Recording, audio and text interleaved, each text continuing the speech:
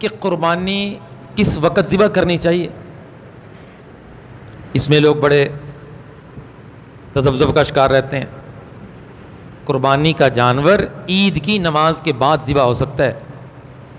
پورے شہر میں کسی ایک مقام پر عید کی نماز ہو جائے پھر اس جگہ پہ قربانی کا جانور ذبح کیا جا سکتا ہے، چاہے جس کی طرف سے قربانی کی جا رہی ہے اس نے عید کی نماز پڑھی ہو یا نہ پڑھی ہو۔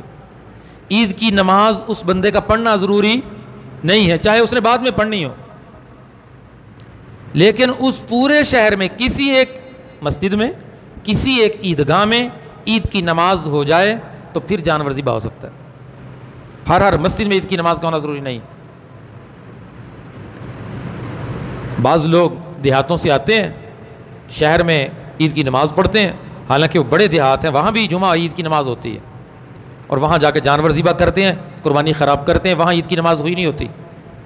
وہ چھوٹا گاؤں، وہ چھوٹی بستی، چھوٹا قصبہ جہاں جمعہ ہوتا ہی نہیں ہے، جہاں جمعہ ہوتا ہی نہیں ہے، جمعے کی شرائط پائی نہیں جاتی، جہاں جمعہ نہیں ہوتا وہاں عید کی نماز بھی نہیں ہو سکتی، اس جگہ پہ صبح صادق کے بعد بھی جانور ذبح کیا جا سکتا ہے۔